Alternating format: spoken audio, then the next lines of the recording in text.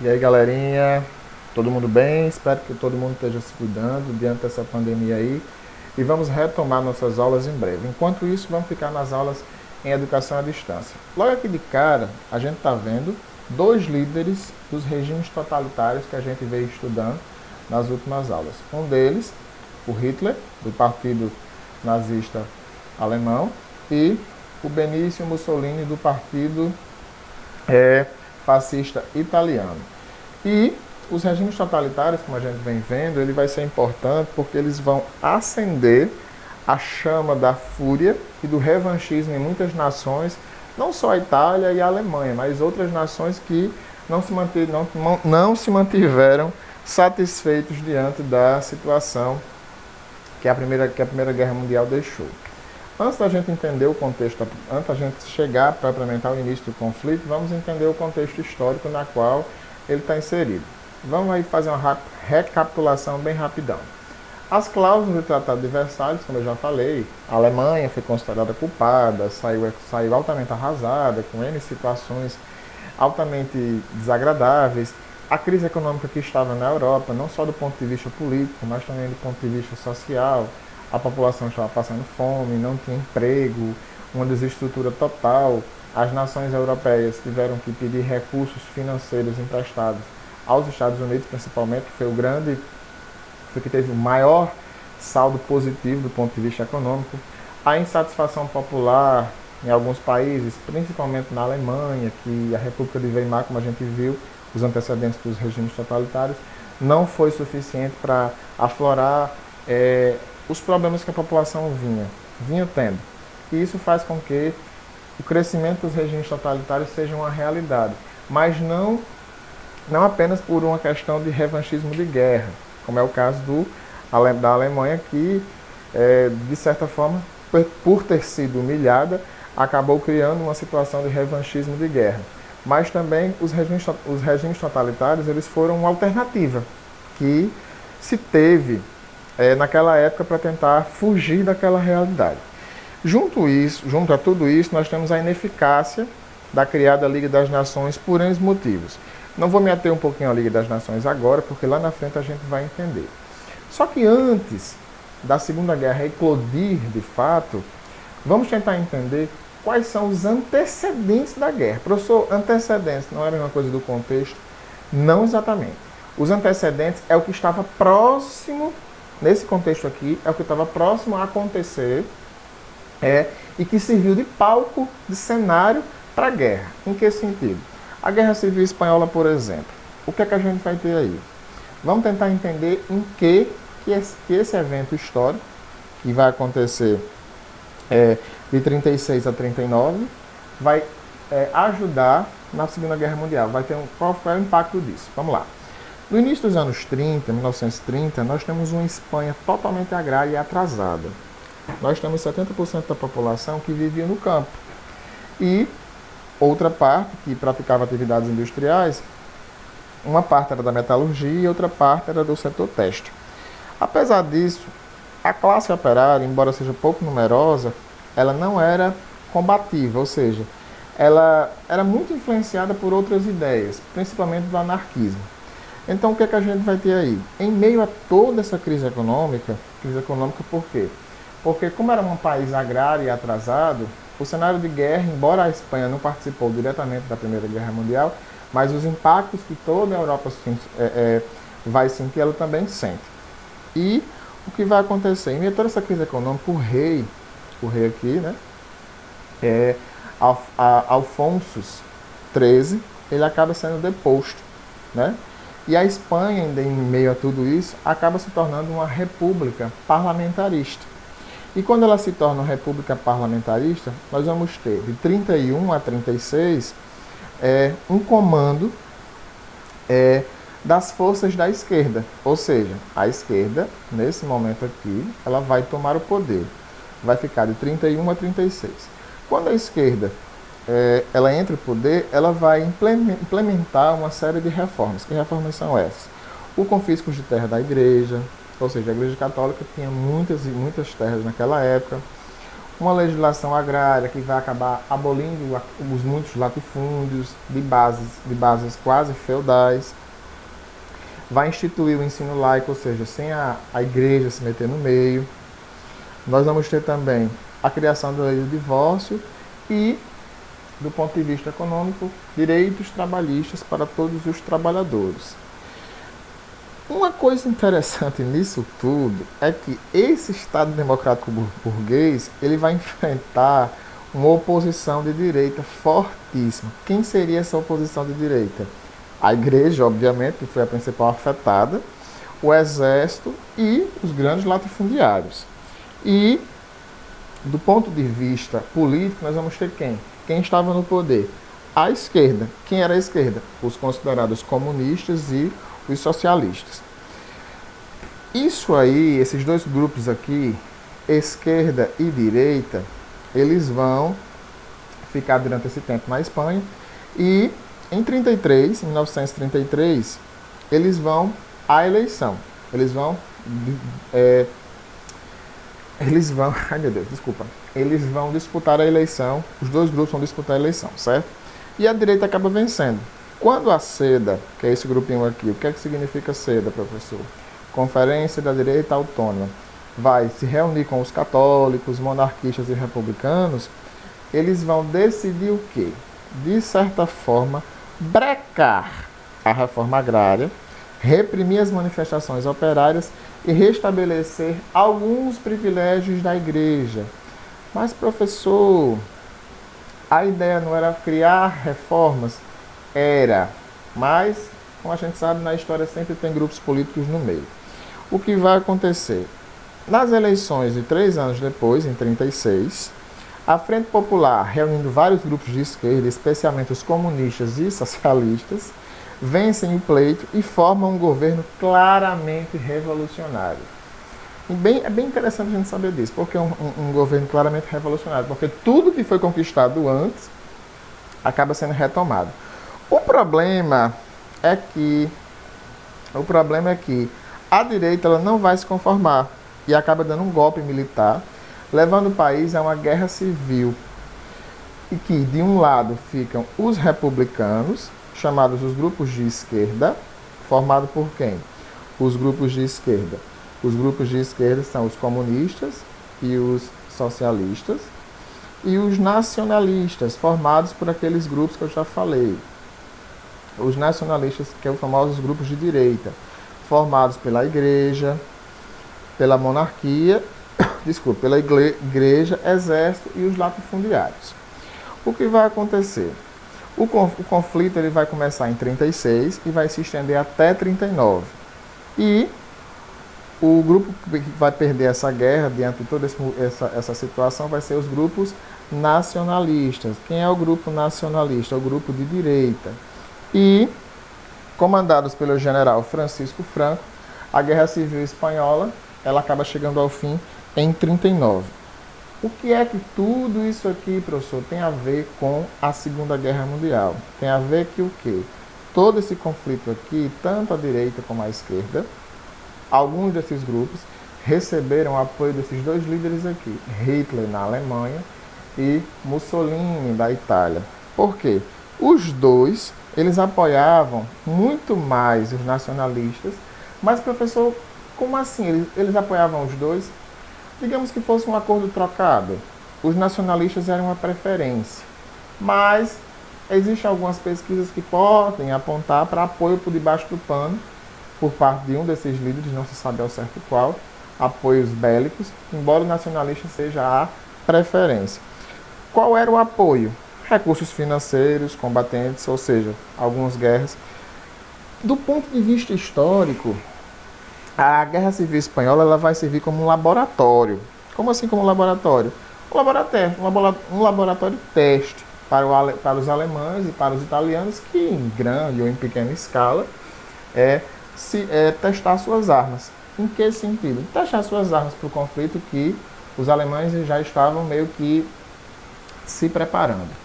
Um outro ponto interessante são as relações internacionais. Como assim as relações internacionais? Lembre-se, nós temos aqui a Guerra Civil Espanhola, certo? Mas esse não foi só a situação de antecedentes. Por que não foi só a situação de antecedentes? Porque a gente vai ter várias situações para que a guerra aconteça. Lembra que eu falei lá atrás da questão da ineficácia da Liga das Nações? Então vamos lá, vamos entender. Quando a Liga das Nações foi criada, gente, ela foi criada para manter a paz, logo após o final da Primeira Guerra Mundial. Só que desde o início ela se mostrou impotente. Em que sentido? Primeiramente porque os Estados Unidos eles não participavam. Eles adotaram uma política totalmente isolacionista. O que é que isso quer dizer? Eles preferiram se manter neutros. Isso vai contribuir para tornar a Liga fraca e ineficaz para poder cumprir todos os acordos, os tratados que foram estabelecidos e as regras do direito internacional também. O que vai acontecer? Em 1917, durante o curso da Primeira Guerra Mundial, a Rússia estourou uma revolução interna. E nesse processo, a gente vai ter a vitória dos bolcheviques, como a gente já viu anteriormente, e a União Soviética, recém-criada posteriormente, né, com o avanço do comunismo e do socialismo na Rússia, a União Soviética ela vai ficar claro o seu desejo de procurar estabelecer um cordão sanitário, isolando a União Soviética totalmente. Então o que vai acontecer? Diante desse medo do comunismo que estava assolando aquela região ali da Europa, o Hitler, né, ele vai o quê? Se aproveitar de tudo isso e quando chega ao poder, ele acaba se tornando, né, o presidente do Partido Nazista e atinge o poder, como a gente já viu anteriormente. Ele vai, em 1935, restabelecer o serviço militar obrigatório na Alemanha. Ele vai também criar uma aviação militar e vai retirar a Alemanha da Liga das Nações. Lembra que eu falei lá atrás que Hitler ele apoiou a Guerra Civil Espanhola? Pois é, ele apoiou o general Franco na Guerra Civil Espanhola e, em decorrência disso, eles anexaram em 1938 o território da Áustria, né? E conseguiram, e Hitler também conseguiu em 1938, através da Conferência de Munique, o apoio direto da Inglaterra, da França e da Itália, que pressionaram a Tchecoslováquia a devolver aos alemães a região dos Sudecos, cuja população tinha maior parte alemã. E isso aí, gente, fica claro, lá atrás, mais uma vez, o rompimento definitivo do Tratado de Versalhes. Por quê? Porque do Tratado de Versalhes, uma das cláusulas era proibição do expansionismo alemão. Então, o que é que a gente vai ter também posteriormente? O que é que a gente vai ter também diante dessa situação aí? Muito simples, gente. Ó, a Alemanha ela está rompendo o Tratado de Versalhes. Nem a França, nem a Inglaterra e nem os Estados Unidos fizeram nada para impedir isso. Mas, professor, estava rompendo o que foi acordado no tratado. Certo. Mas a desculpa dele era o quê? Que o expansionismo alemão ele se processaria às custas da União Soviética. Ou seja, porque naquela época o que se interessava aos círculos anticomunistas das potências ocidentais era debater os efeitos da crise de 29. Ou seja, a maior preocupação naquela época era não deixar o comunismo se expandir. Então Hitler acabou meio que se aproveitando disso aí. Em 1939, ainda baseado nesse expansionismo alemão, às custas meio que indiretamente da União Soviética, os alemães eles vão ocupar a Tchecoslováquia e vão afirmar o pacto nazi-soviético com a União Soviética, deixando os diplomatas, ou seja, diplomatas de outros países, né? A Inglaterra, a França e os Estados Unidos, totalmente assustados. Por quê? Através disso, ele vai ficar claro o que ele quer. E o que é que ele vai querer? Invadir a Polônia posteriormente. Através desse pacto aqui, gente, ó, o nazi-soviético, firmado em Moscou em agosto de 1939, uma das cláusulas secretas seria a ocupação da Polônia, enquanto os soviéticos estavam tentando recuperar os estados bálticos perdidos no final da Primeira Guerra. Ou seja, a gente tem aí uma Alemanha que soube se aproveitar totalmente da fraqueza da Grã-Bretanha e da França. Ou seja, e o isolamento dos Estados Unidos, o isolamento dos Estados Unidos diante das colocações na Liga das Nações. E para acabar de completar, o encurralamento social e político que a União Soviética estava sofrendo. Então ele soube articular muito bem. Agora vamos para esse camarada aqui, nossa potência asiática, né? O Japão. Vamos entender um pouquinho do Japão primeiro, né, gente? O Japão, no final do século XIX, lá para o início do século XX, ele já era uma potência econômica e militar. Isso a gente já sabe, não é isso? Só que com a crise de 29, o país começou a enfrentar sérios problemas. Os militares passaram a acusar os governantes civis de serem ineficazes, ou seja, a falta de produção. E em 31, os japoneses eles vão acabar invadindo o território da Manchúria e fundaram o estado do Manchukuo.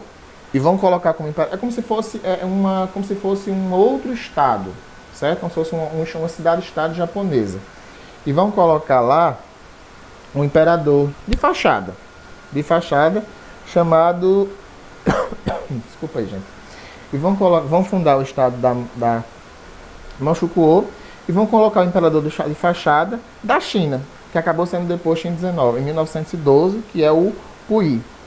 Que apesar das pressões norte-americanas, que nesse caso aí os Estados Unidos até que tentou fazer uma negociação, mas não teve jeito. Os japoneses vão acabar continuar uma guerra com os chineses, certo? Aí o que vai acontecer? Alguns anos depois, ou melhor, um ano depois, já no início dos anos 30, o Japão ele vai ser só fortemente influenciado pelo militarismo e sua economia vai começar a ter um grande boom. Em que sentido?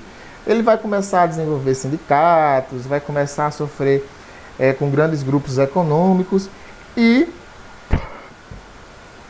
vai acabar se associando aos países do eixo. Que países do eixo? A Alemanha e a Itália, formando uma suposta aliança.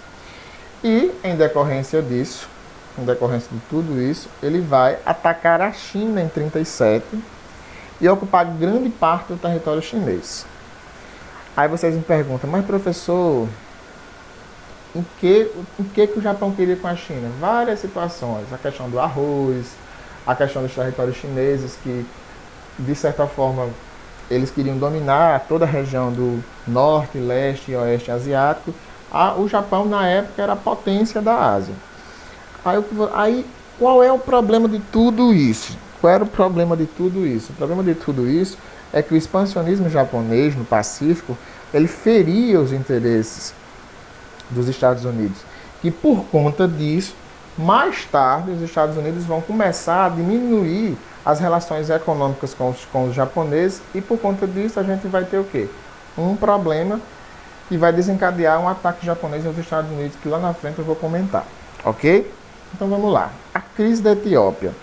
Quem é que se situa mais na Etiópia, gente? Quem mais? Eu acho que eu já comentei isso em sala, se não comentei, vou comentar agora. Qual o país que mais é metidinho a braba e no final das contas acaba não dando nada? Itália, né? A Itália, ela acaba se envolvendo com a questão da Etiópia, declarando guerra em 35 aos etíopes. É tanto que o imperador da época, Haile Selassie, se eu não me engano, apelou para a Liga das Nações, que em teoria, impôs algumas sanções econômicas para a Itália, que na prática não foram aplicadas em nada. É tanto que 2 anos depois a Itália acaba deixando a Liga das Nações, fazendo a mesma coisa que os japoneses e os alemães. Então a crise da Etiópia ela vai ser o quê? Uma tentativa da Itália, mais uma vez, de invadir o território da Etiópia. A Etiópia é aquela mesma, gente, lá da África, que no final das contas não vai ter nenhum efeito. Ela acaba desencadeando uma crise ali dentro, os italianos passam a guerrear com os etíopes, que tenta pedir ajuda à Liga das Nações, que pouco faz para amenizar a situação. Então, diante dessa situação, vamos entender como o conflito em si